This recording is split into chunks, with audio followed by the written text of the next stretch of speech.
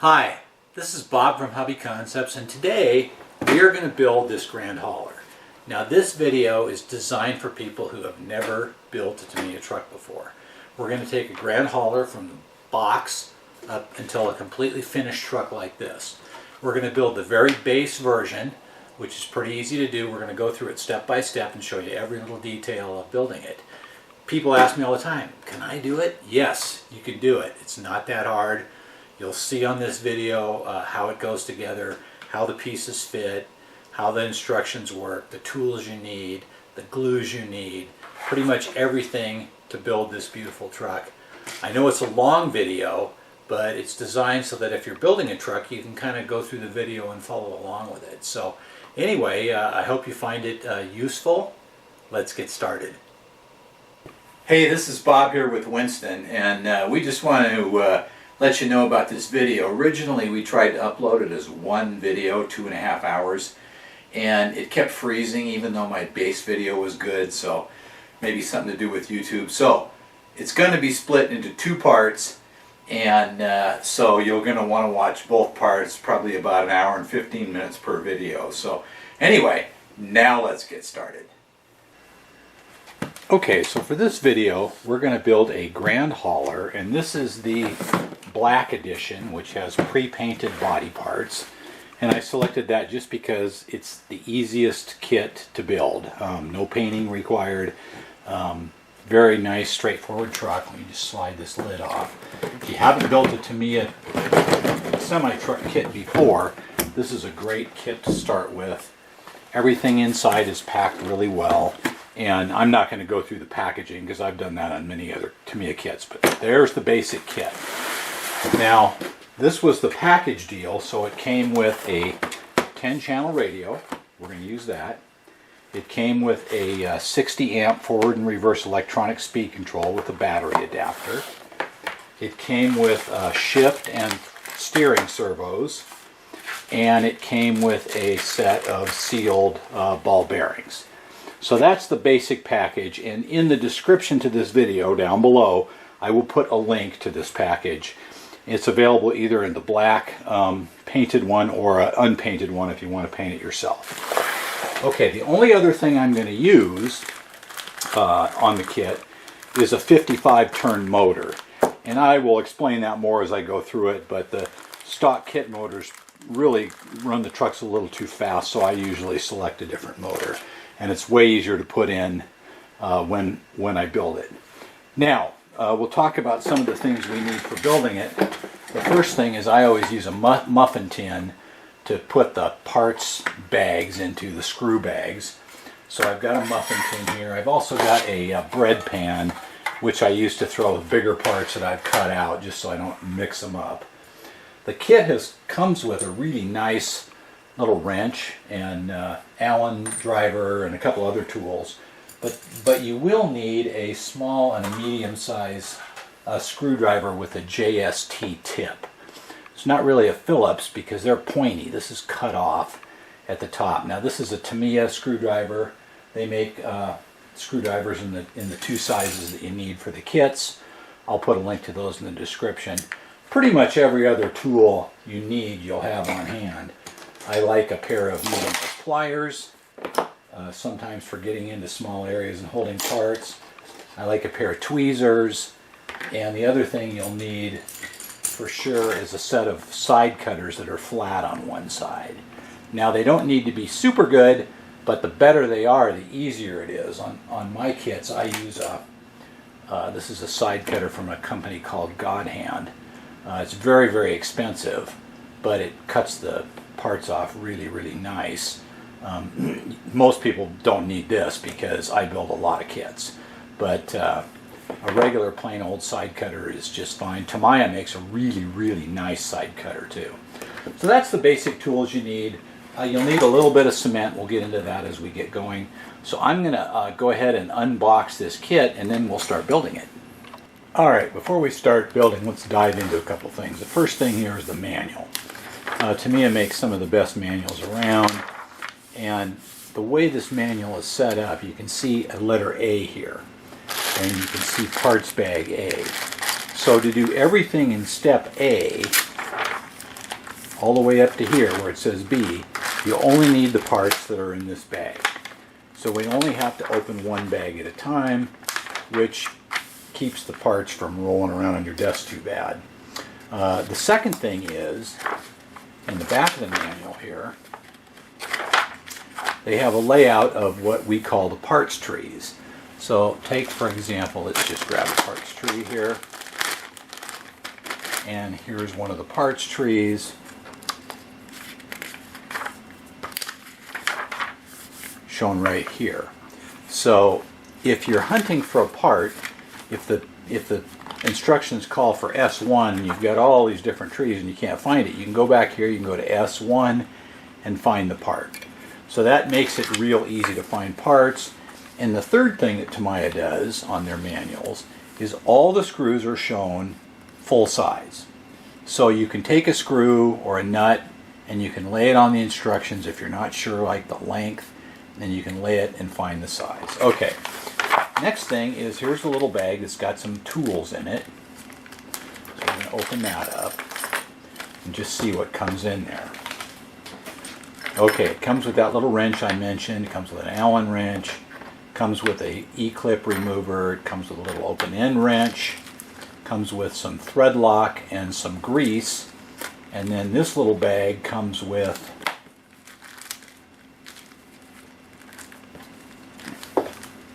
some little pieces of spiral wrap, a few very small tie wraps, some double sticky tape in both thin and thick. And those are all real handy items that you will use building this kit, except for probably these.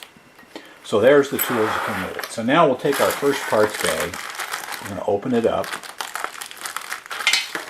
And this is the way I do it. I take the parts bags and I throw them.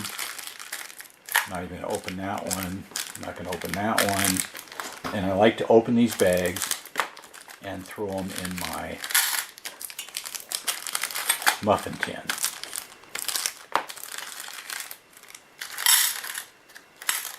Generally, this has enough room for all the parts bags.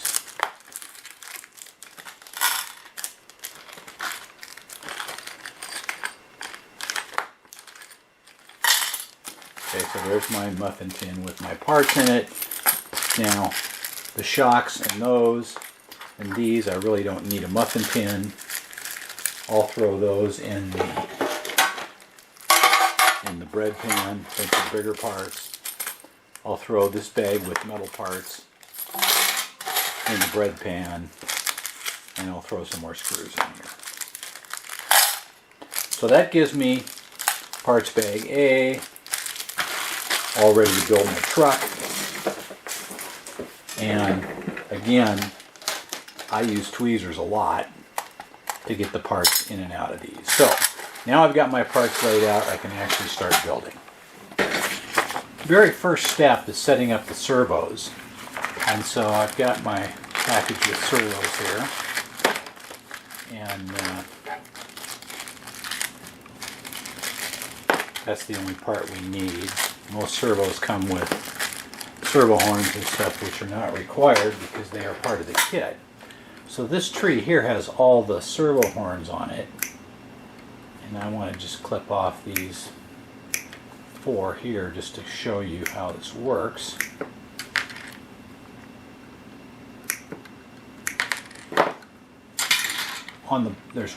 There's 2 here the same and 2 here the same, but on the bottom this one says Sanwa Acoms and this one says Tamiya Futaba, because different servos have different amounts of splines.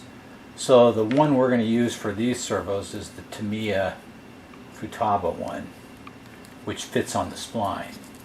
So now before we actually mount these, we have to center up the servo. There's a couple ways to do that. If you've watched some of my other videos, or if you do watch my other videos, you'll see a little servo tester that I use to center the servos. But today I'm not going to do that because I'm assuming you do not have one. So instead we're going to hook up the speed control to the radio and the battery and use that to center the servos. So let me unbox all this and I'll show you what I'm talking about. So in order to center up the servo, we're going to need to power up the receiver and the transmitter. So I put batteries in the transmitter, and I will plug the speed control into slot number 3, which is the throttle. And then I will plug a battery into the speed control.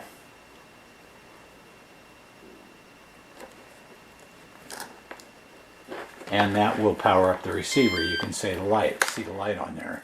Now I can plug the servo into spot number 1, and my radio will now work the servo. So now my servo is in the center, and I can go ahead and install this little piece. Now, the first servo uses the low piece facing this direction. So I find the low one. I find the one that says Tamiya ACOMS, and I put it as close as I can to straight. May not be 100% perfect just because of the way the splines fit, but that's how you center up the servo. The second servo I can do the same way, and I'll plug that into spot number 5, which is the shift spot, which is this 3-position switch right here. So when I put it in the middle, it'll be centered. And this one, there's the Futaba one, the little spot here goes up. Now I just follow the directions to install the rest of the pieces, which are pretty straightforward. So what I've done here is I just installed the 2 balls and the 2 arms. Now the steering servo uses this clip that just fits over here, and then this arm drops on like that. You put a washer on it, and then you use a screw. Now the screws that come with the kit, the servos come with a couple screws. I'm just going to use a 3mm kit screw.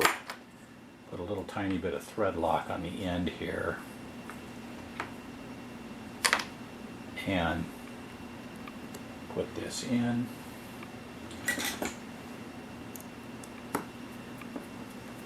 This is a 10mm screw on this one and a 15mm screw on the other one. And now my arm is on there. You can see my steering is working, goes back to center. And the same thing with this one. We drop the clip on.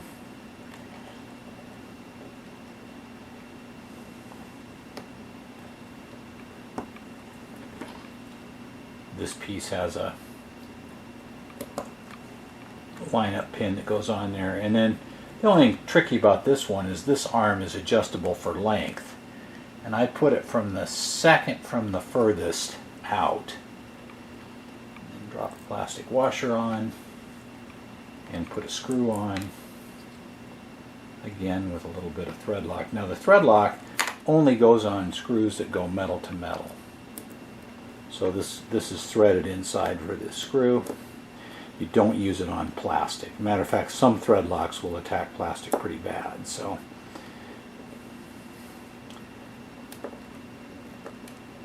okay, and there's our shift. Low, medium, high. Okay, the next step would be to put them on the servo mounts. I'm going to go ahead and disconnect all this. The final step in setting up the servos is attaching them to these mounts. Now, I put the screws in the mount just a little bit. They use this funny screw that has a big wide head on it. And 2 of the screws go in the holes that are close together. And 2 in there, this side with the boss sticking up is where they go. And 2 go in the outside.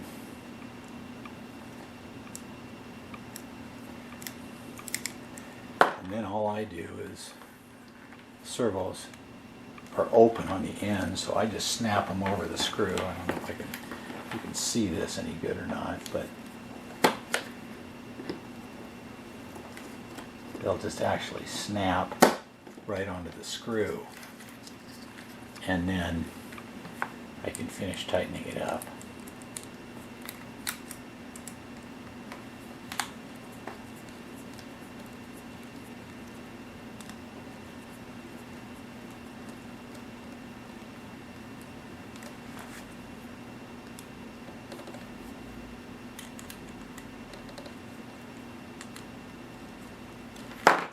And the same thing at the other end. I will just snap these on and then tighten them up. And that'll complete my servo mounting block. The next step is this little bag right here,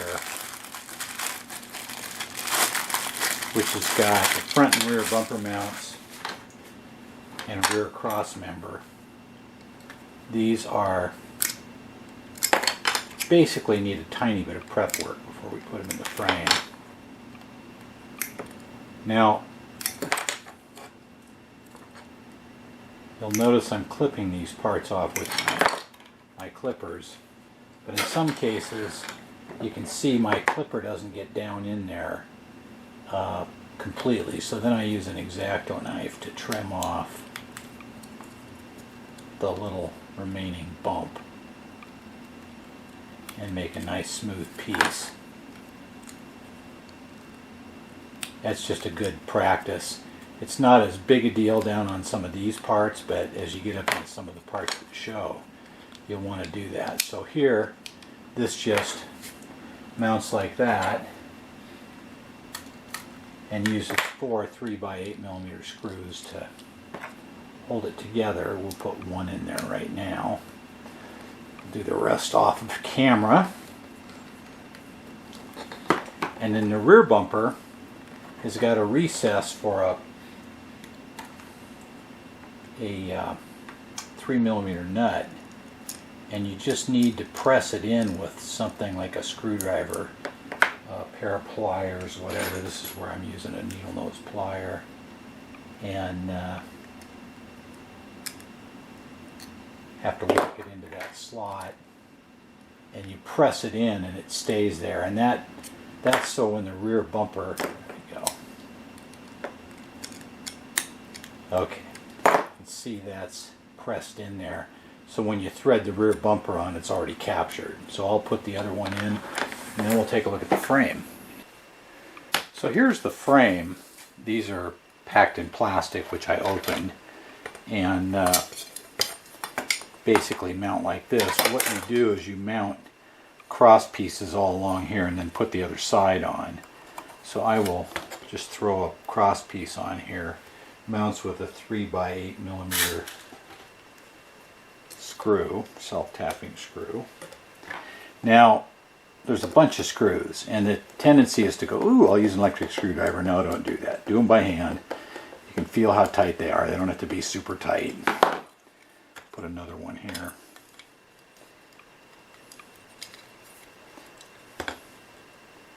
Notice I only put one screw in. That's just for while we're on camera. I will put the rest of the screws in later.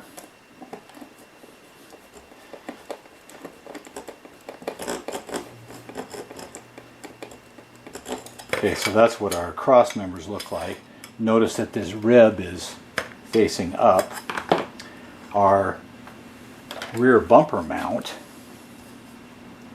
is also a cross piece. Mounts in here like that. Again with a couple of 3x8mm screws. Again, I'll just put one in there to hold it.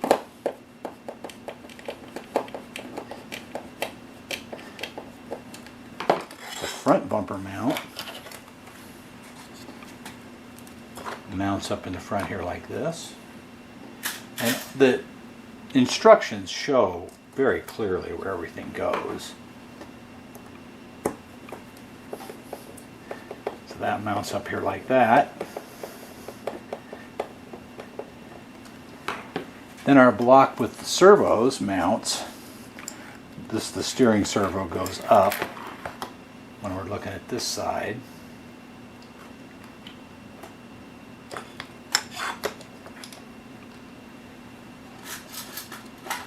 It mounts with a 3x8 screw. So you can kind of see what we're doing here is we're just building up this whole half of the frame.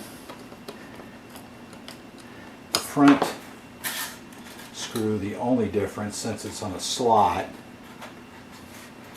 gets a washer.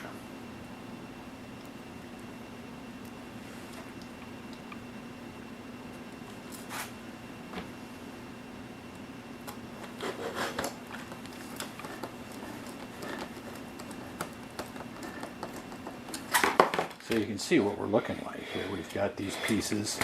There's actually 2 more cross members that mount here and here.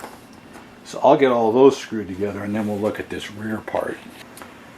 On the back end, we use this box structure that we put together, and it lines up with 3 holes here and then one of these suspension uprights. Now there's a slightly longer screw because of the thickness of this plate, so we just match that up here on the instructions, and it mounts like this.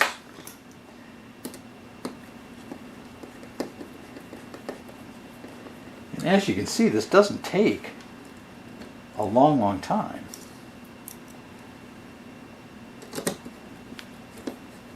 And you have a pretty nice frame all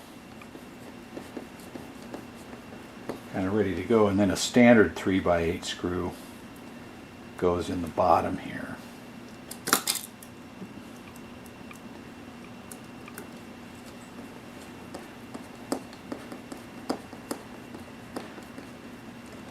The center hole remains open because that's where the pivot pin for the rear suspension goes.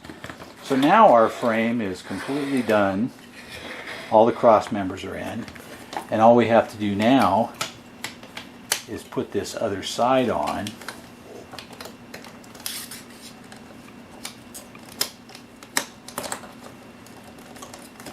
And screw it all together. Basically the same screws as the first side. So I'll go ahead and do that. Now that we have the frame all put together, there's a couple other pieces that go on here. There's a upright that goes on the front, and there's some frame supports, some shock supports that go here. So we'll just do this one. A little bit of Loctite on it. This uses a short 3x6mm screw.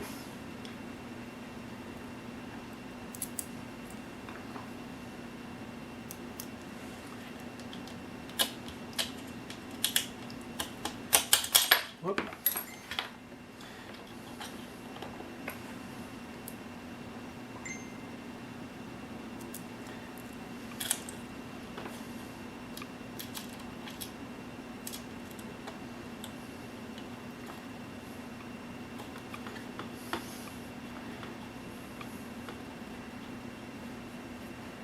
Couple of them. Put those in there.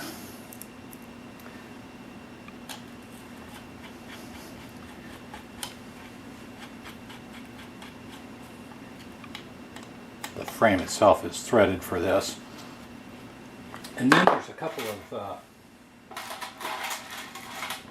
metal brackets that capture this leaf spring.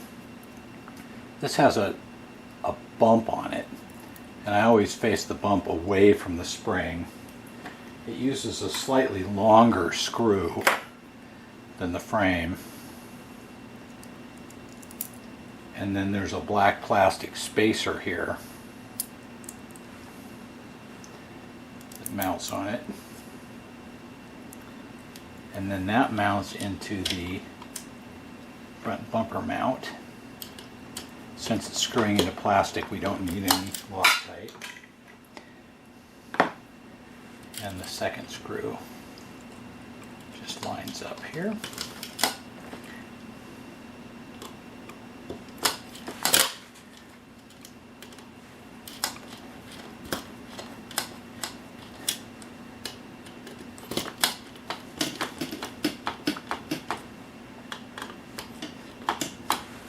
You don't have to get these screws too tight. You can see I put the other side on already. The final piece is you use this long shoulder bolt and drop a link over it, then a plastic spacer, then another link. The links also have a bump on them which face away from the spring. Then a plastic washer, and that mounts through this hole in the frame and uses a 3mm lock nut here. to hold it. Now we're almost done with the frame. And we can start building things like transmissions and rear ends and front ends. And I haven't, it's only taken me about an hour to do this.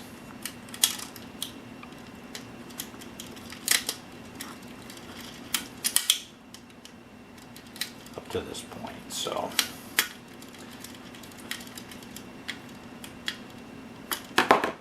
Okay, so the final part is back here on the back end.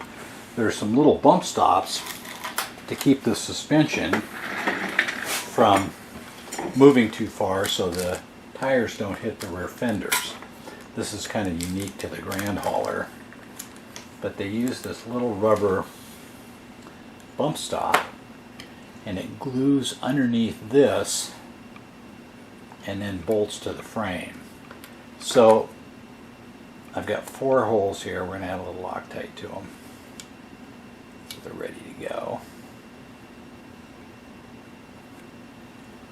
And then I use this E6000 clear glue that I get from Hobby Lobby. And just put a tiny bit of that. You don't need much.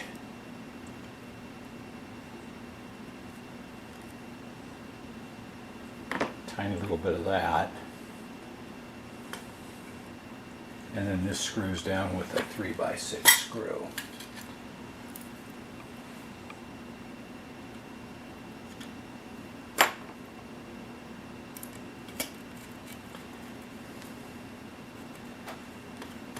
So you've got to put 4 of these on. So I'll do the other 3 and that'll complete my frame. The final step in bag A is to assemble the shocks, and they are really pretty straightforward. Actually, shocks is probably the wrong word. Tamiya calls them dampers because they do not have any shock oil in them. They're really nice, aluminum body, screw-on cap. So pretty simple. The cap screws off. You take the shock shaft, put a O-ring on it, shove it into the body, take a one of the shock bottoms. I just stick a screwdriver, some kind of rod through it, and screw it in until you get to the bottom of the threads. Again, not too tight, and then screw the cap on.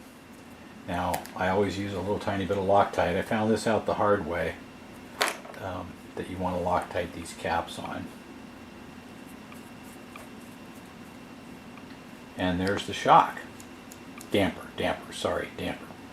So, I've got 5 more of those to build, and then we're done with bag A.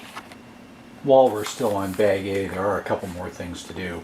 One of them is to set up the shift rod and the short steering rod, and these just have thread on ends. This is the shift rod here, and you basically just put the ends on it and twist them. And there's a drawing in the book with how long it should be, so we'll just set it up to that. Probably requires a little fine-tuning later, but we'll start with that. Put it in the bin, and then we have a short steering rod. Same way, put ends on them, twist it until we match it up to our drawing here.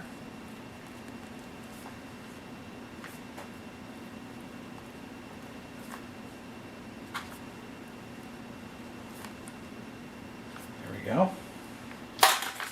And then the final thing is to actually install one of the shocks on the front upright right here. And in order to do that, you take one of these shock spacers. Slide it in here and then put a bolt through it. So now we come to bag B. Bag B is right here. And you can see from bag A we've got a few leftover parts. They always give you extras. So I like to move those to one compartment here on my muffin tin. And then we'll open bag B. Now bag B is the front, mostly the front suspension. We'll take a look here.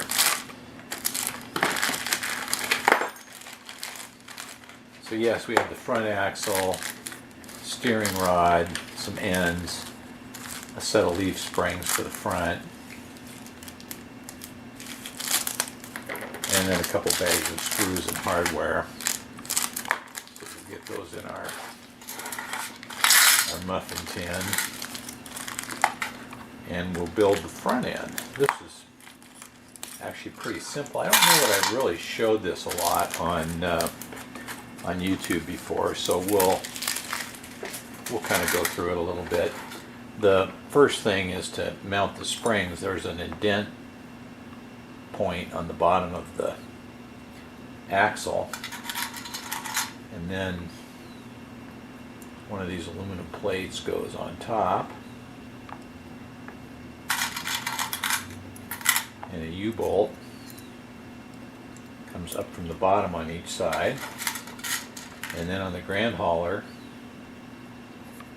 you use lock nuts to hold it on.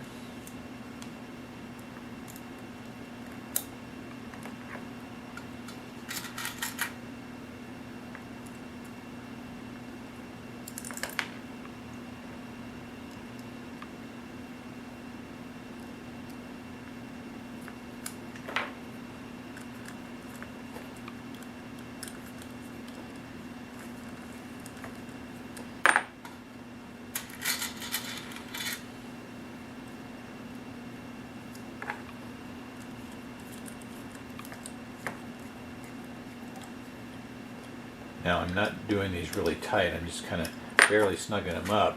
And the next thing you want to do is get this spring at 90 degrees. That looks pretty good. We'll snug it a little more.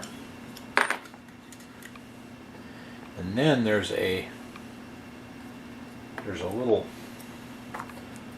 3mm hole right here. Tiny bit of Loctite on that.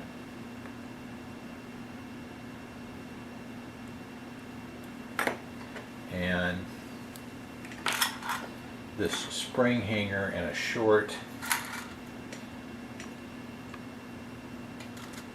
3mm screw goes in.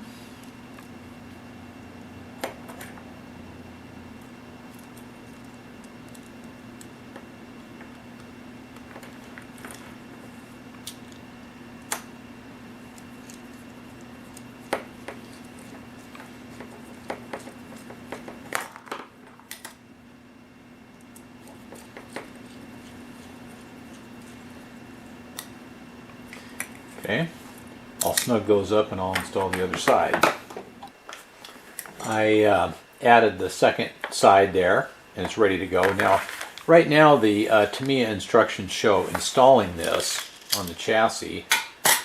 It installs with bolts up in here, but I like personally to install the kingpins before I put this on. So what I do is skip to the next step, which is assembling these kingpins. Get the pieces here.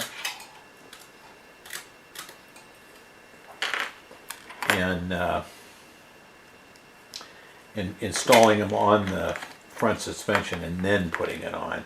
I don't know, I just like doing it that way. Habit, I guess. So each of the long arms gets a ball stud.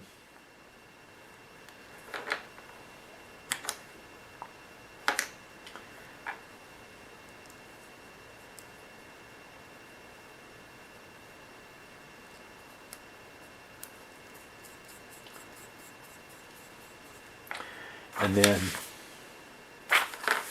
this arm right here gets a ball stud on the short end.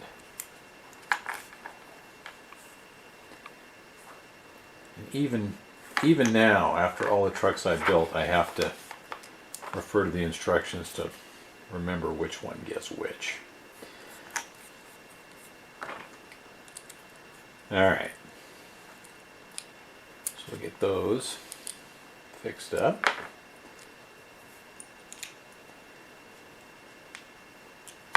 Now with the suspension this direction, the shock mounts this way,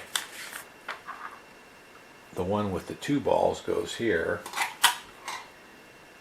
This axle has a hole in it that you want to line up with the holes here, and then a kingpin slides in this direction. So you get to put the kingpin in here, kind of move everything around so it lines up.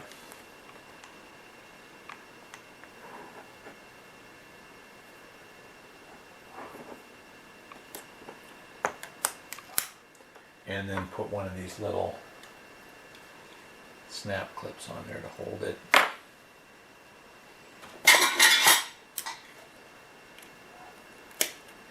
Okay, I'll do the other side, and then I will put the ends on this rod like the other rods we've done and adjust it to length, and then we'll come back.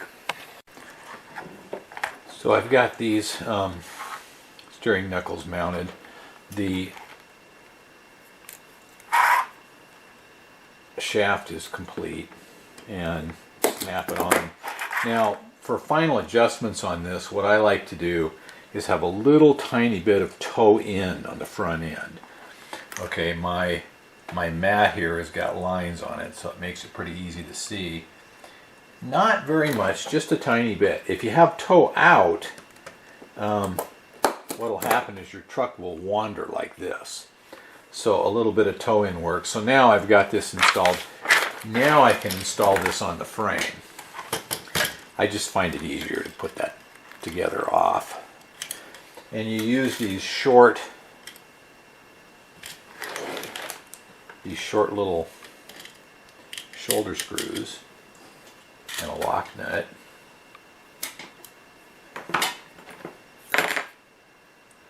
Here's a location where a pair of needle nose pliers comes in handy.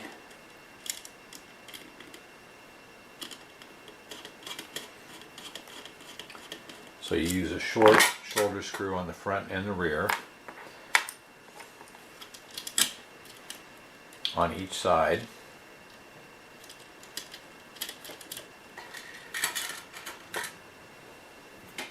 And notice that I'm not tightening these up, I'm just putting them on.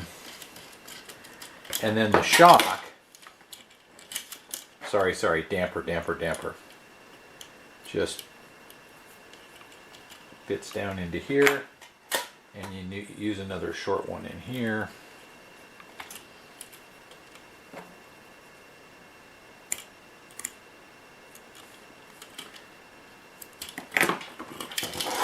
And put a nut on the back side.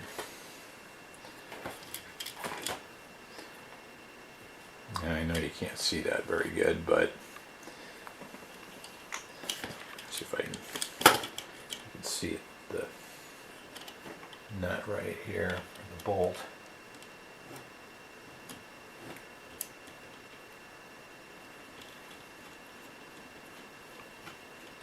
Okay, so those are all loose. You can see we've got our spring there, our steering, and I will go ahead and install the other side, the bolts on the other side. Well, bag B was quick, so now it's time for bag C. We'll do the same thing as the other bags. So this one has got a lot of stuff in it because these are the rear axles. So you get your differential housings, a bunch of bushings. So this is where we're going to start replacing bushings with ball bearings, the diff gears, the rear axles, rear springs, and several bags of hardware. So we'll do the same thing as previous and dump them in our little parts organizer tray, better known as a muffin tin.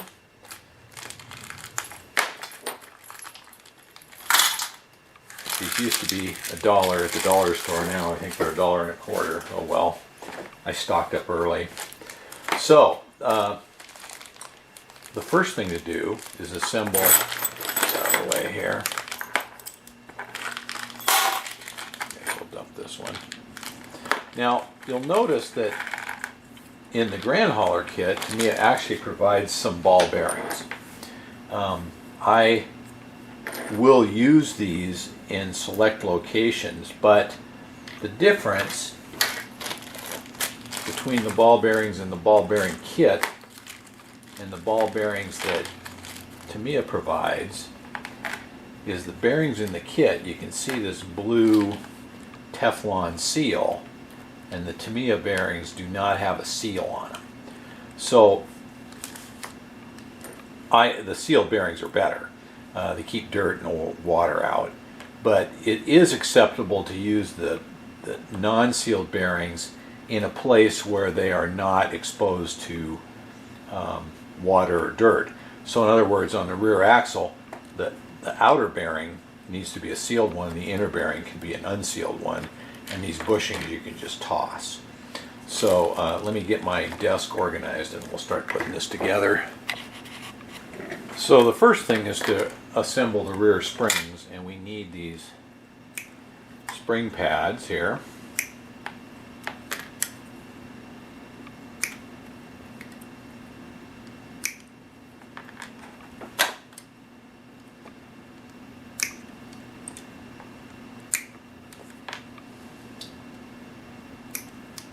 And we'll assemble one rear spring.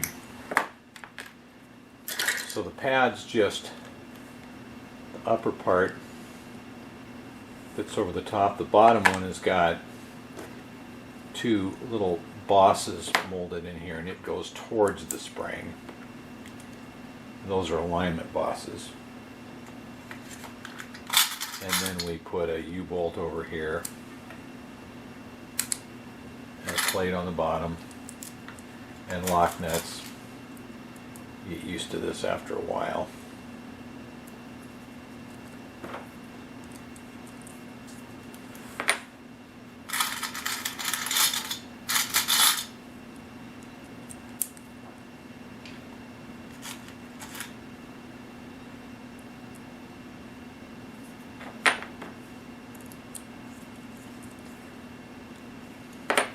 Now, the same thing as the front springs, even more important on the rear springs, is to get them straight.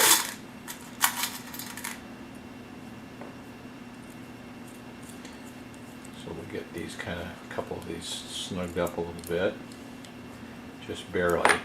And what you don't want is you don't want it at an angle. So you want to get it straight in that housing. And you want to double check it a couple times along the way, because it's real easy to get it crooked since you're holding it and twisting it. Get those snugged up.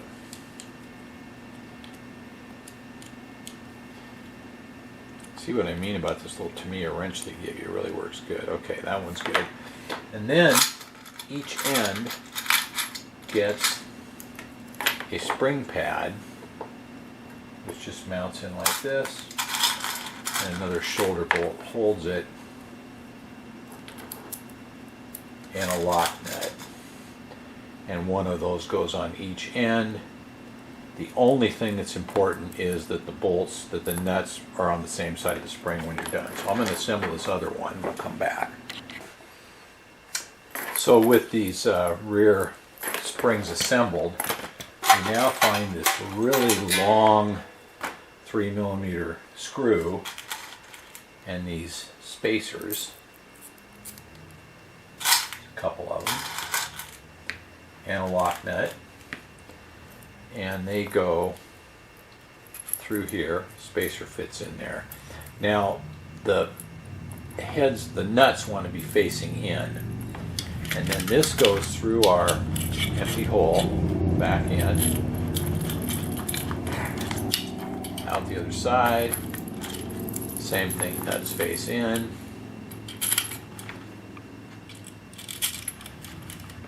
and bolt goes on. So you can see once you put those springs together, installing them on the truck is a breeze.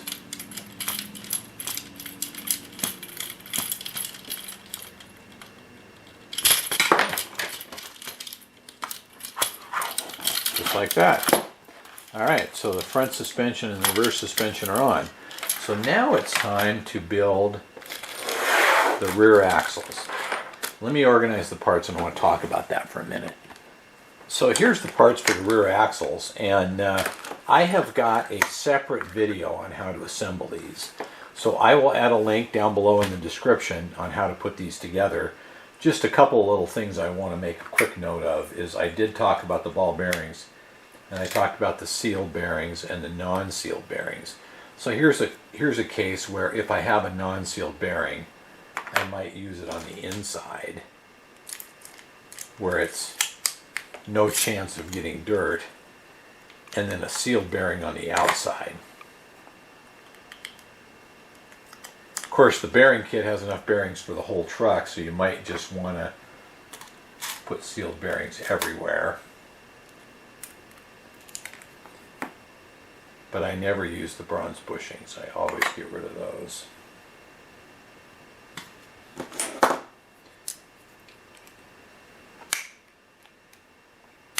Okay, so what I'm going to do is I will assemble these, and then I'll come back when they're all built. Again, link in the description below on a video, a separate video on how to build these. So I've got my rear axles built, and now it's time to install them. The axle has got, you can see a bump here. These are bump stops, and they actually line up with these little rubber bumpers here. And there's a shock mount, so we drop that in here, drop that through the rear axle, making sure our bump stops are going to be on the bottom side. I already put a little Loctite in these, and so this will just mount like so, and this sticks back because that's our shock mount later. One on this side.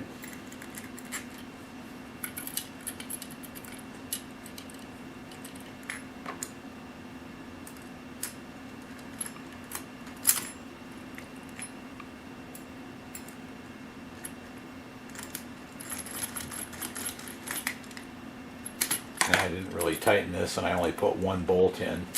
But now on the other axle, we've also got bump stops. So they go towards the frame, but you could go either direction. You don't want to go either direction, so what you want to do is you want to put the transmission housing on this one opposite from the back one.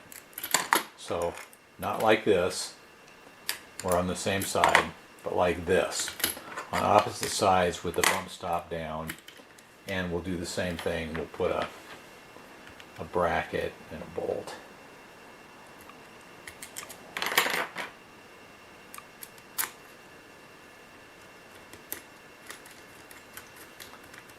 And we'll put the rest of the bolts in these, and then we'll come back and finish up this suspension. Got these all mounted. You can see how the transmission humps are on opposite sides. I mounted a couple of these arms. They just slide in here, and one of the short shoulder screws goes in. You can tell the difference between the short and the long by the color. The long ones are kind of a more silver color. So we'll get this here.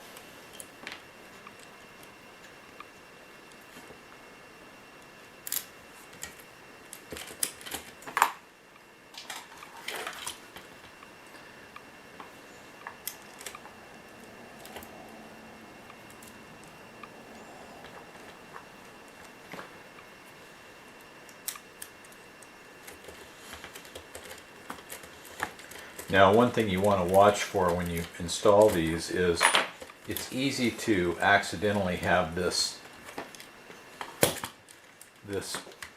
go below here when you're bolting it on, and then it won't tip up. So make sure that you have it tipped up when you bolt everything on. The little rear dog bone, then you just put a little of this ceramic grease on it.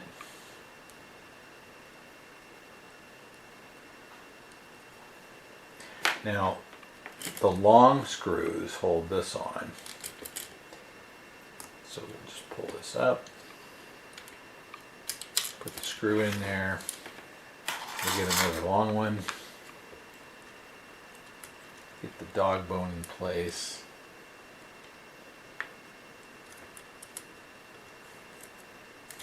And pull it down and put another screw in. Like that. And the same thing on the other side.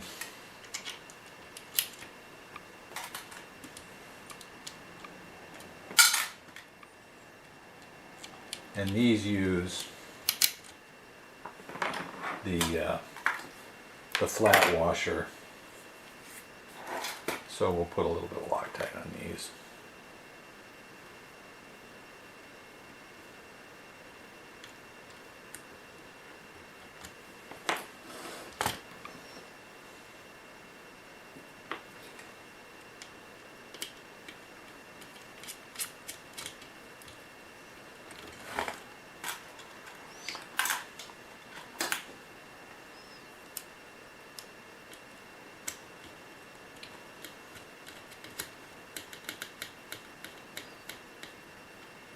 Okay, that gives our suspension some operation. And the final thing then, these other two nuts on here real quick, are the rear shocks. Dampers, sorry, the rear dampers. I may just give up and call them shocks. Like the front shocks, they use a spacer, the shock and then this plastic piece, and so this goes through the damper, that goes through here, this goes through here. The frame itself is threaded. Put one on here just to kind of. And then there's a little bump right here. There's a associated hole in the frame to line it up. So when you're tightening it, you can feel that fit into the hole. It has kind of an angle to it. And then this uses another one of the short shoulder bolts through here with the nut.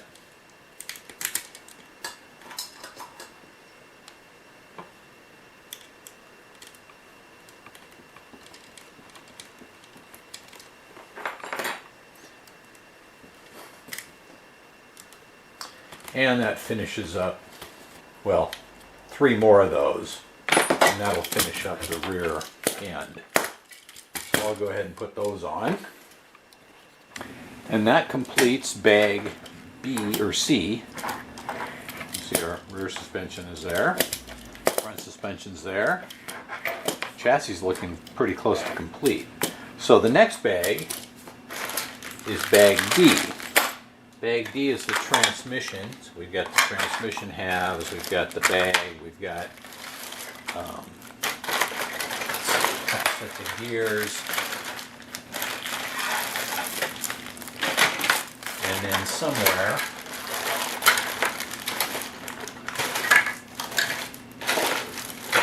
is the shift shaft.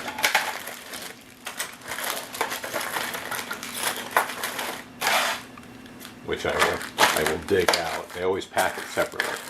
So we need these bags of parts to build the transmission, and of course the kit comes with a motor, but as I mentioned earlier, we're going to use a different motor, a 55 turn motor, just to make the truck operate more realistically, slower. And So I'm going to go ahead and build the transmission. And just like the rear ends, I have a separate video on how to build the transmission. I think it's very good, so I'm not going to show any of the transmission assembly. We'll come back when this is built. So there's my finished transmission. Now I always test them with a D battery and for running and shifting operation. And if they don't run and shift with this, then something's wrong. So this is ready to mount. Now, it has to wiggle into place to get down in here, and then the drive shaft has to go in. But in order to get everything right, you have to install the step brackets on this side before you put the transmission in. Now, it does show that in the manual back when you're putting the frame together to install those two. I didn't do it then because I just normally, I build so many of these trucks, I automatically do it when I put the transmission in. But if you follow the instructions, you'll already have this in. And it just, again, put a little bit of Loctite in the holes here.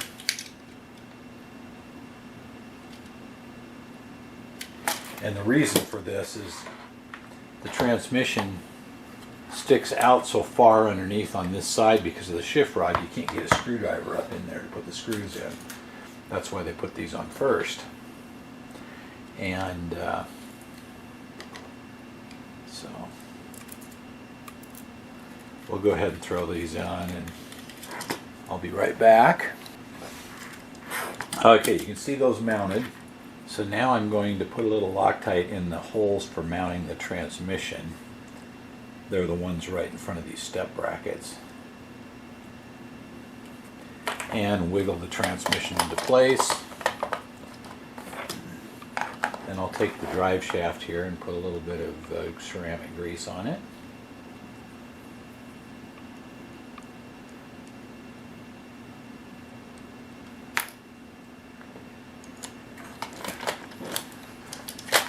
Get that slid in there.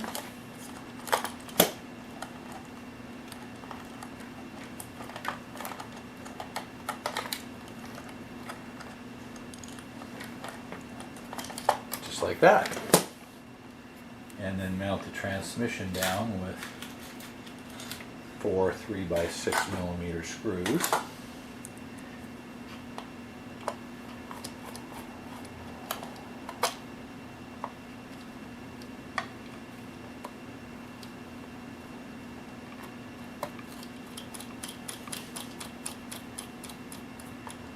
I'll put the other ones in a minute, and then the other set of brackets will mount here. You can see what I was talking about. You can't get into these screws with the transmission in, so that's why you have to mount these first. So I'll go ahead and put the other 3 screws in, mount the brackets on this side, and we'll come back, and I think we're ready for another bag. Okay, so that did finish bag D. So after bag D, this is what our chassis looks like. We've got the transmission, drive shaft, everything is kind of tested and working. It looks like a nice complete chassis now. So now it's on to bag E. This is the extent of our extra parts so far. So bag E has got the parts to finish detailing the rest of the chassis itself and put the wheels together. So we'll get these dumped into our handy dandy parts tray and go to work. So the first thing is going to be these rear fenders, and I'll put these open here.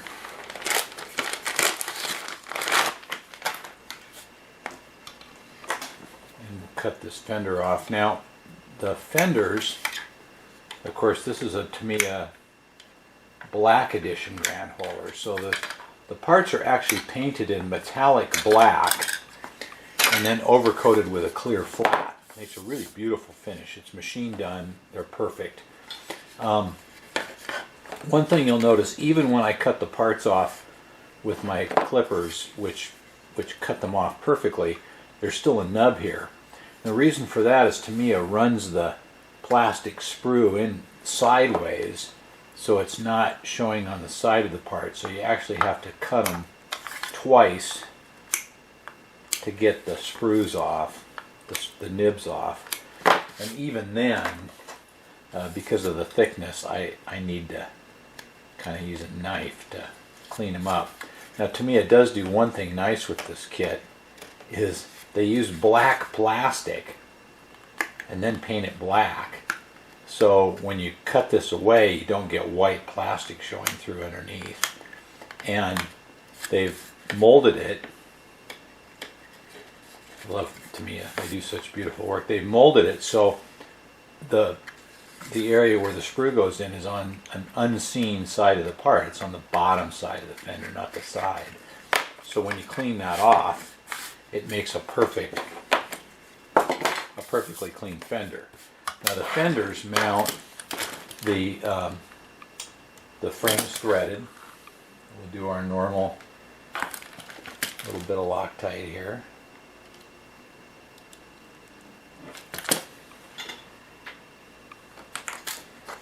And there's also a alignment nib on each one. So we'll just put that on. I found that when you just set the fenders on the bench, it actually lines up perfectly. Oh. Greasy fingers. Clean those off.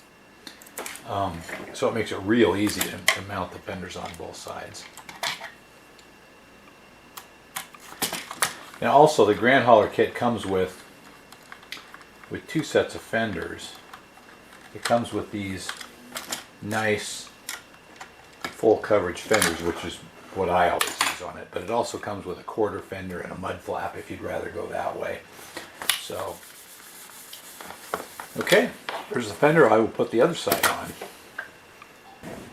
So the next thing to do are the tires and wheels, and they simply just pull over the wheel and you just work them into position until you get it the way you want it. There's a slot all the way around this wheel that holds it on, and Tamiya recommends, and I recommend, a little bit of thin super glue, just a couple drops on each side, to keep the tire from falling off the wheel.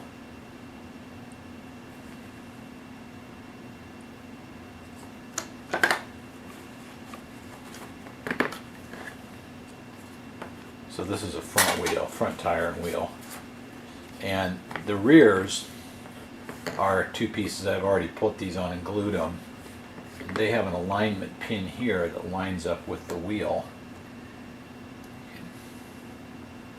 Line that up.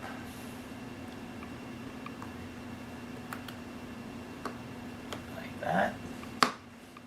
And then uses one of these socket head screws and a 2mm nut. There's 3 of them on each one.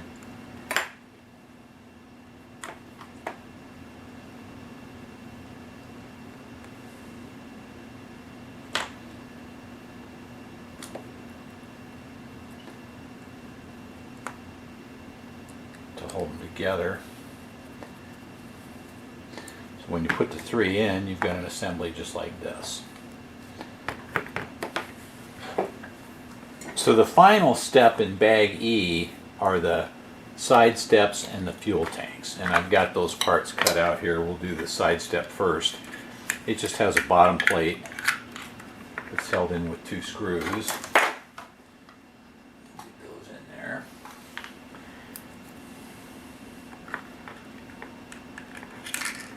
And you can see that the bottom plate has got the ability to mount a control panel for a Tamiya multifunction unit in it. So at the future date, if you want to add lights, that's an easy thing to do. Now, one of the things I'm doing here, of course, is building the kit completely stock. No lights, no sound, no extra parts. And that's really for a reason, because if you're building your first truck, you can build this truck right out of the box and run it, and it's a nice, beautiful truck. And you can add sound and lights and aluminum parts and everything else later. But so often I see guys go, I'm going to build a truck and I'm going to paint it 6 colors. I'm going to put, you know, $500 worth of aluminum parts on it. And I'm going to put 300 lights in it, and they never get it done. So I'm a big believer. Notice how I'm on the bottoms of these tanks are those same little nibs that we had on some of the other parts that you need to clip off so the parts fit good. But anyway, you know, it's really easy to get excited about building a truck that's like the best truck ever built in history. But if you do that, you probably won't get it finished. So I always tell people, just build a stock truck and then add to it later. Now these tanks, you can actually do this, and it looks like everything fits, but it doesn't. You have to line up the holes. Okay. And then it has a pin on the bottom here that lines up on the step. Now the other thing you can do is you can line them up backwards. But what you want to do is you want to have the set of holes that's closest to the end of the step at the rear. And then they use these really long screws to hold it on. Now, the reason you want that at the rear is it moves the step a little bit forward because the exhaust stack comes down and fits behind the step. So if later you're putting your body and exhaust stacks on and they don't fit, probably you get your steps on wrong. It's relatively easy to do. Don't ask me how I know. But it pretty much, I can tell you that anything that could be done wrong on a Tamiya truck, I've already done it for you. And that's why I like to point out some of these things. That's an easy one to do on the Grand Hauler, and the easy one to do on all the other kits is something I talked about at length, and that's getting these backwards so that the 2 axles turn like this. Very embarrassing. Okay, so there's our step. Now our fuel tank has the same problem. It's got these little nibs here that we have to cut off and smooth off in order to get the halves to fit good together. It's easy to miss them because you clip it off and you don't notice these on the bottom, but they do have to come off. And you'll notice it when you put the tanks together, if they don't sit, if there's a gap here. So these fit good, there's no gap. They use 2 3x8 self-tapping screws to hold it together. And then the end caps glue on.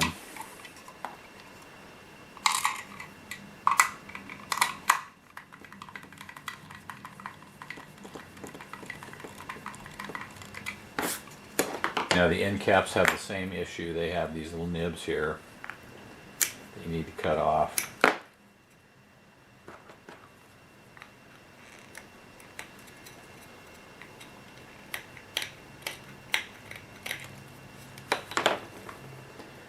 And then the caps just glue on. Now, talk about glue a little bit. We already used two types of glue. We used E6000 glue, which you can get at Hobby Lobby or Home Depot, to glue those little rubber bump stops on, and we use thin super glue to glue the tires to the wheels. Now I'm going to use micro crystal clear. I get that from Amazon, and it's a PVA glue. And we're just going to smear some around the inside of this.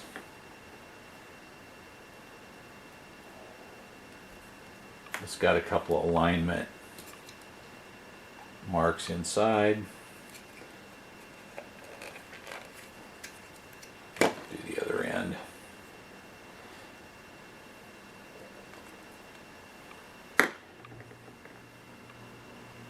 This glue works pretty good on clear parts and chrome parts. Clear parts because it dries clear and it won't attack the plastic. super glues and some types of plastic cements will attack the plastic pretty bad. The fuel cap has a nib that has to be cut off, and same thing, we'll put a little bit of this PVA glue on here.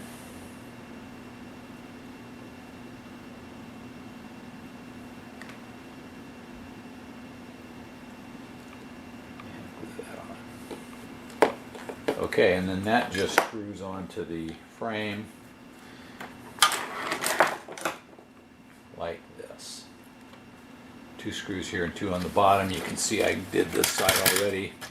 So I'll put this one on off camera.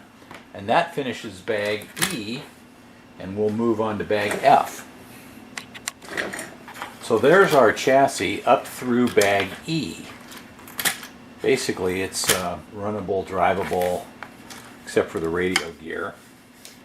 You can see how that goes together. It's pretty straightforward. Really,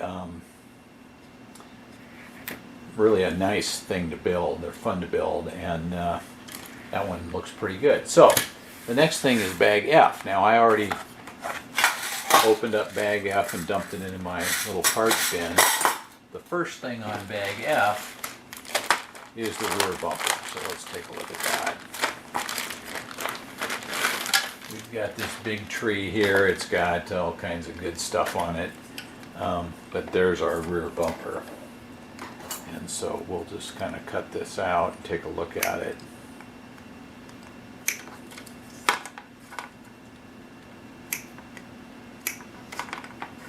I love the Grand Hauler rear bumper.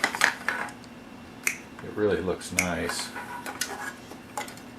And there's 4 main parts to it here, plus a couple of back covers, and we'll talk about some of the things we're going to do now so that it makes it easy to light it up later. Okay, so there's our back bumper and some of the parts that go with it. Let me get the rest of the pieces, the clear pieces, and then we'll put this together. Okay, Bob here with Winston telling you, yeah, you're a good boy, buddy, that this is the end of part 1, and we're going to pick this up again in part 2 and finish this video.